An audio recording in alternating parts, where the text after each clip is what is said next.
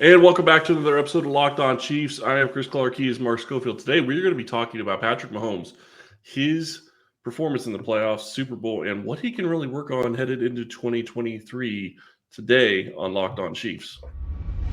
From the land of the free and the home of the Chiefs, this is the Locked On Chiefs podcast. Thank you for always making Locked On Chiefs your first listen of the day. Don't forget, we're free and available on all platforms, including YouTube as well. I am your host, Chris Clark. You can find me at Chiefs Corner, Chris Clark NFL, a couple of different places. And I did found Chiefs Corner. This is Mark Schofield. We are going to be talking about Patrick Mahomes today, and thank you for making Locked On Podcast Network your first listen. Go check out another show, Locked On NFL, and Locked On Podcast Network is where you can get your team every day. Mark, there's a ton to talk about when we get into Patrick Mahomes and his performance in the playoffs and the Super Bowl, and really what it means for his future. Yeah, there is, Chris. It's great to be here with you. At some point, I think we'll run out of ways to sort of describe Patrick Mahomes. I don't know if we're there yet, but I feel like we're getting close because, and getting ready for the show, it's like, how many different ways can you say this guy is fantastic? I mean, I kind of think that's where we're at with him. And I think certainly what stands out about the playoff run and the Super Bowl run last year is doing it while banged up, doing it while hurt. And, for the quarterback position, people obviously think upper body and arm in terms of injuries that will be a problem for you, but lower leg injuries are a difficult problem for quarterbacks to overcome as well. And he was able to do that. And part of the way he was able to do that is his incredible ability to generate velocity from any throw-in platform, even with one banged up ankle. And so, he's a fantastic talent. I mean, like I said, we're going to at some point run out of ways and superlatives to describe him. Maybe we're not there yet, but that day's coming. Yeah, and I'm glad you actually said that word. That was the one I was thinking exactly, superlatives to describe him. And it's really, I think the thing that sticks out to me is, you talk about him being able to perform the way he did in the playoffs and in the Super Bowl on that ankle. But then you also think back, maybe what made him be able to do that as well as he was is he didn't have great technique coming into the NFL. He learned to play without that technique. I'm not saying that's a great thing, but it may have actually helped him this year. Yeah, I mean, that's a very good point, Chris. And it's a fascinating topic to sort of think about, like, on the bigger picture, because, I wrote this a couple of combines ago. Are we getting to a point in the sort of quarterback evaluation world where not that baseball backgrounds are prerequisite to playing the position, but you're seeing more quarterbacks come into the league, and obviously the Mahomes is among them, that have that baseball background and that ability to make throws from varied platforms. And I know you remember the Mahomes evaluation and the idea that his mechanics are going to be a hindrance and they're going to prevent him from playing the position at a high level, but that's around the time when I came up with the idea that mechanics don't matter until they matter, right? If you're getting the ball where it needs to be, when it needs to be there, I don't care how you do it. Like, you're not getting style points. It doesn't have to look perfect. But if you're not getting it there and it's because of mechanics, then that's when the mechanics matter. Mahomes, he gets the ball where it needs to be when it needs to be there. It might not be teaching tape, at least how we used to think of teaching tape, but it might become teaching tape down the road. We might get to a point where, and we're seeing this in every sort of evaluation cycle since then, the ability to make off-platform throws, to generate velocity from different arm angles, from different throwing platforms, to be able to throw when everything isn't perfect is a big part of playing in the NFL today. Like, you're going to face pressure. You're going to have guys in your face. You're going to be unable to step into throws. You're going to have an edge rusher in your face, so you're going to have to be able to fit that throw around them. And Mahomes' ability to do that at college, while it was looked at as a negative coming out, now it's almost like a prerequisite to playing the position. So I think you're right in that, the fact that he was able to do that coming out, and while it was viewed as a negative at the time, was a big reason that we was able to play at such a level with that injury, because he doesn't need to have everything perfect. He doesn't need to have perfect feet and, a stable base under him to make throws with high velocity. He can do it with one foot. He can do it with no feet. He can do it from any arm angle. And that's, again, part of what makes him incredible to watch. Well, and you talk about it. I mean, just like you said, he can make any throw that he needs to without the right mechanics. but he is better with the right mechanics. So it's not that there's not a noticeable difference. There is, but it's that he can gut it out and he can make it work when he has to because he can't have the mechanics that I think makes him so special. And I think, you look at his performance against the Jacksonville Jaguars. He goes in the locker room, and I think I've been watching Quarterback, the series on Netflix, and one of the things that really stood out to me about him in the Jacksonville game was he went in, he was pissed off, and I get all that. But he goes in and he comes back out and he's on the sideline when Chad Henney's doing his long drive. And you get to see a different side of him than you normally get to see because he's sitting there cheering on his guy and cheering on his team. And I'm not saying he doesn't do that for defense, but he's usually out there when it's the offense. So it's just a different side of him that you get to see. Yeah, I mean, I thought that was an incredible moment, both, watching it when it happened and then certainly in the Netflix show. And I think, that speaks to the leader that he's become, and I say this all the time that quarterback is the ultimate leadership position in all of sports. I mean, you've got, when you walk into the huddle, 10 sets of eyes that are looking at you, that are dependent on you, that are waiting for you to lead them. And it's not just a huddle to whistle proposition.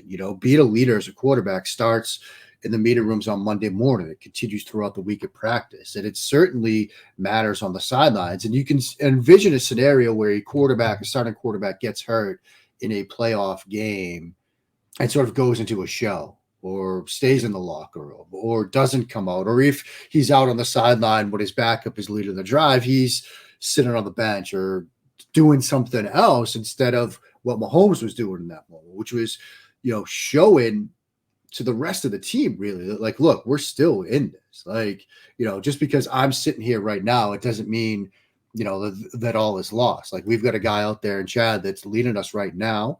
We're going to pull for him right now. I'm going to pull for him right now. We're all going to be behind him right now. I'll be back on the field soon enough, believe me. But in this moment, we need this drive. And let's not forget, that was a critical drive in that game.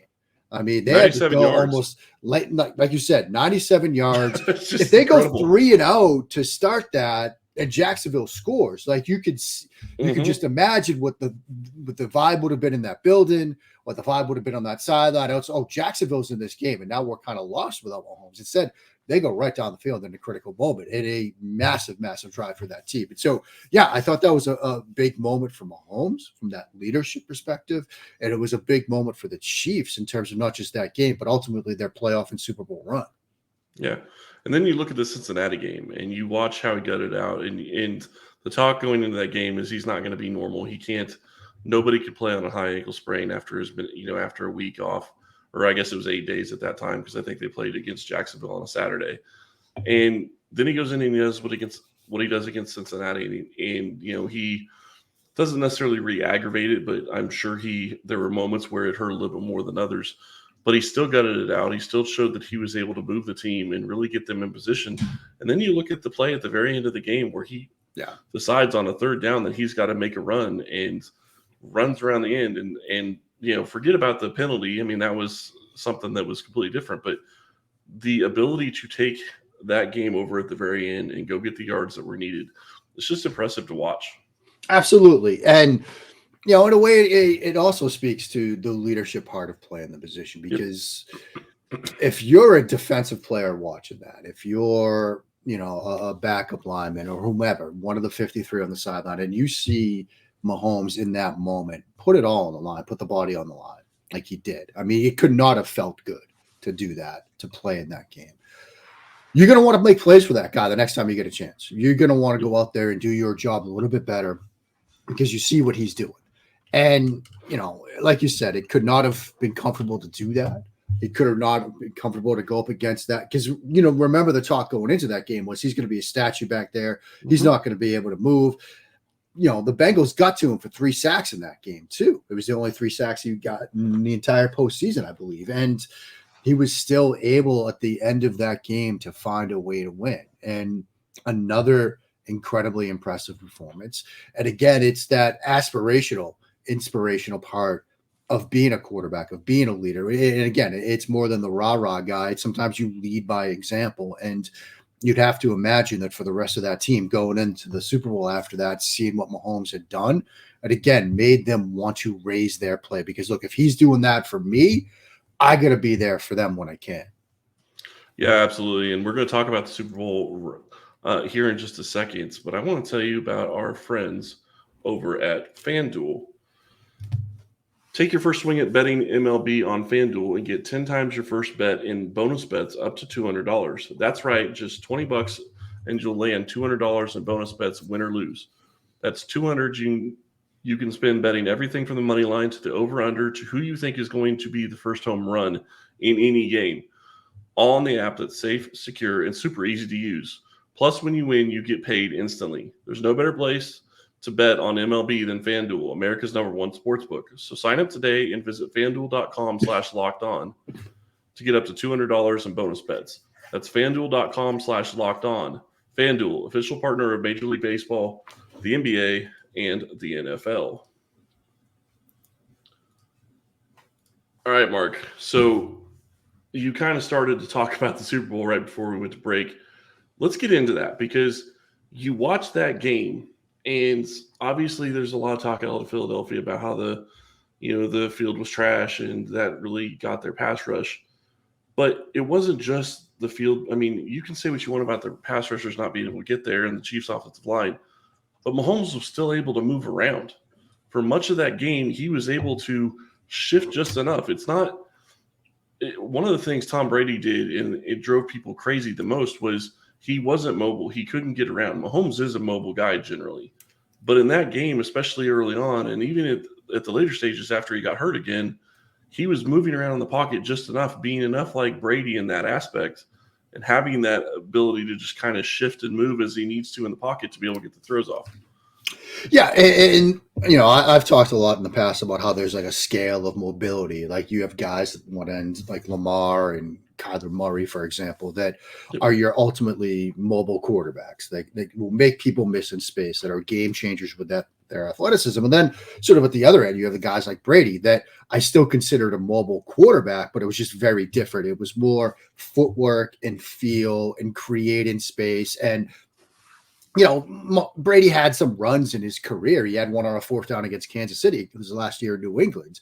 But he's not going to be a threat with his legs. It's more he's extending his plays and he's creating space and he's doing just enough to give himself an opportunity to get off a throw. And you saw some of that, like you said, Chris, in the Super Bowl from Mahomes because, and the whole field surface argument, both teams were playing on it. And if it's a slippery field surface and you've got a banged up right ankle, like it's going to be difficult for you too. And that's why, you probably saw more of Mahomes just sort of creating space and making people miss and things like that. But also had 26 rushing yards on the game's final drive. I mean, he found ways to again deliver. And I think what also stands out is up against that pass rush, up against that defense, a defense which had been very good. He found a way to come back, after trailing at halftime.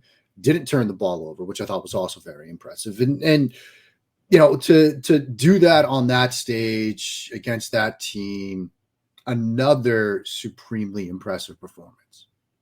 Yeah, and you talk about the last drive where he had those 26 rushing yards. Let's not forget he re-injured his ankle getting ready to go into halftime. Yeah, and maybe it wasn't near as severe as the last one, but it looked like he was still in a lot of pain when he came off that field. And he was still able to go out there and gut it out and give his team everything he had. But the thing that impressed me the most, and you kind of said this yourself, you look at what he did in the first half, and then you look at the second half adjustments the Chiefs made and what he was able to get done in the second half, where they basically scored on every single drive. And don't get me wrong, the punt return by Tony was great. That put them in field position to get quick points, and I'm not trying to take anything away from that. But it was Andy Reid's ability and Patrick Mahomes' ability to deliver the ball when Reid was making the play calls. You look at some of the play calls that scored him touchdowns in the second half. Corndog got him 2 touchdowns where I don't know that there was any play within 10 yards of the guy that was catching the ball. Now, all Mahomes has to do is not miss the easy throw, which, okay, great. Andy Reid made that play call.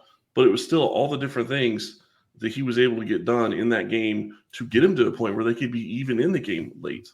And where that run at the very end could mean as much as it did. Yeah, and I mean, I think what's interesting is, you look at some, like you mentioned corn dog shuttle and some of the other plays at the end of that game. Like I think, and I know we're going to talk about 23 in the last segment, but this is where you might see, or at least this is a part of the Chiefs going into the season that you might want to keep an eye on. It's some of the play designs and Eric Bieniemy's influence on those. He had a role in, Corn Dog and some of the other play designs we've seen. He found, sort of the Eagles like end zone, red zone, motion rules and ways to break them. And I think that's going to be something to certainly keep an eye on. Now, again, you still have Andy Reid, one of the great play callers, play designers of all time. And as we've known going into the Netflix show, and as we've certainly learned even more in the Netflix show, look, he's going to take input from Mahomes and Travis Kelce and other players. Like if they come to him with a play concept that they want to run and he thinks it can work, it's going to get into the call sheet. And so, I think they will still have creativity to this offense, in the days and weeks and months and years to come. But that's going to be something to keep an eye on because, like you mentioned, they broke Philadelphia's motion coverage rules. Like those guys were wide open.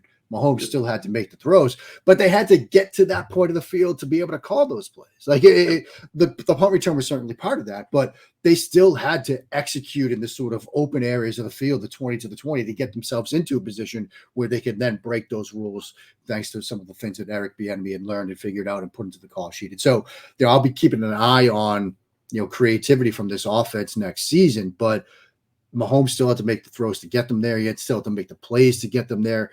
They still had to have the guts, I guess, to call some of those designs. Right. But they've never been shy on guts. This coaching staff, this team has never been shy about things like that. And I don't expect that to slow down anytime soon. Well, and how much does it ingratiate yourself as a coach to the players when you actually take their input? I mean, that's huge. I mean, in my 13 years of playing quarterback, again, as I remind people, Division III is not the NFL. I've never had a coach take a suggestion and put it in the play sheet, like never. And when you're, playing for somebody like Andy Reid, who is obviously an offensive genius, and he's willing to take that input and he's willing to use it and call that stuff in a moment like that. I mean, and you can see that in some of, the other coaches that have coached for him. I mean, Doug Peterson, Philly special. I mean, when Nick Foles comes over on 4th down in the Super Bowl and says, "Hey, let's run a trick play right before halftime," it's like, yeah, sure. I mean, that's gonna earn you your stripes as a coach with your locker room.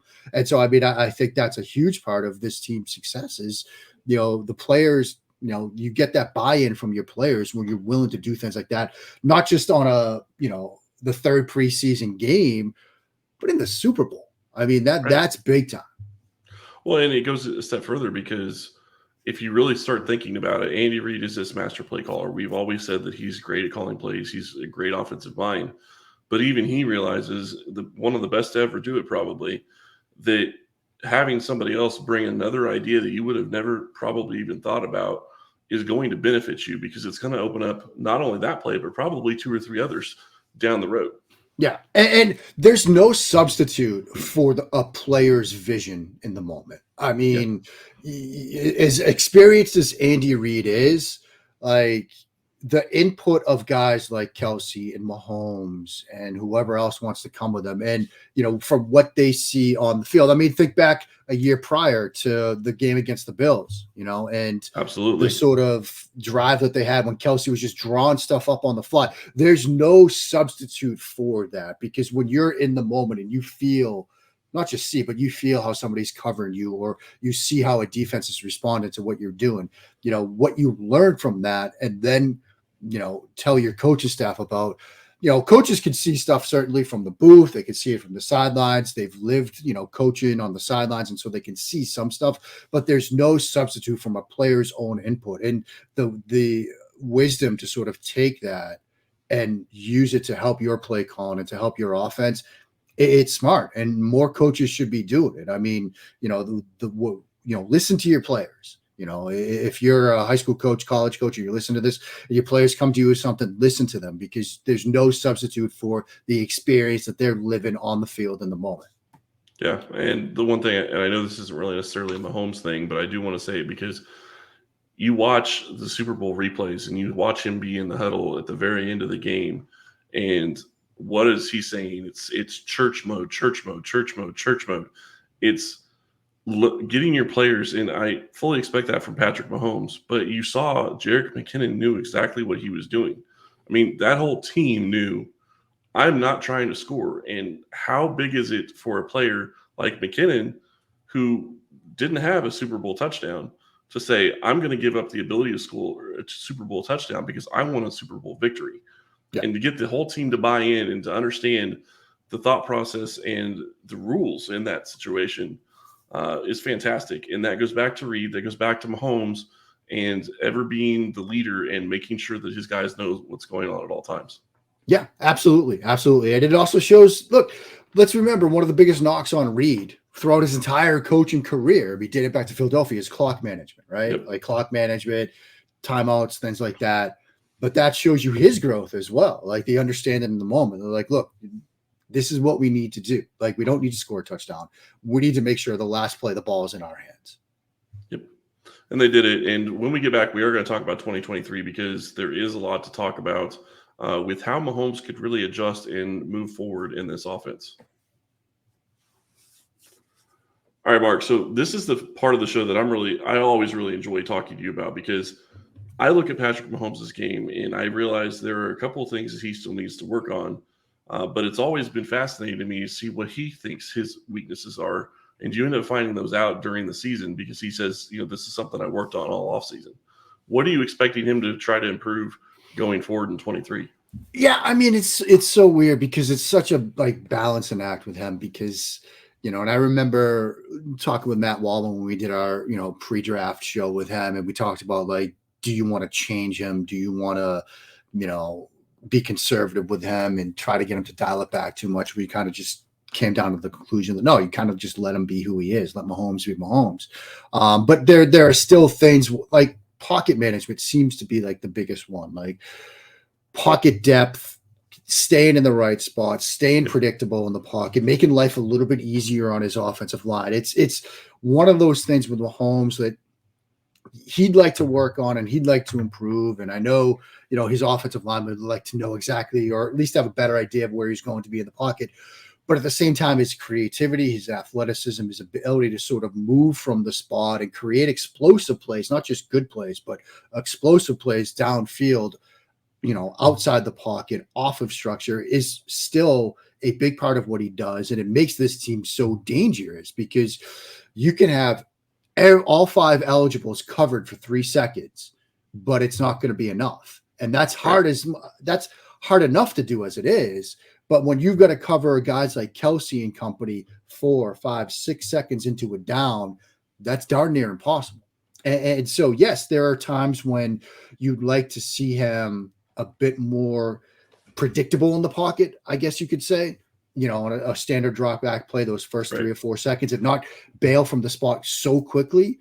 But you don't want to tell him never to do it because he is so creative. He is so explosive that way. It's so, that's something where I know he's always going to be sort of tinkering with, and they're always going to be sort of tinkering with.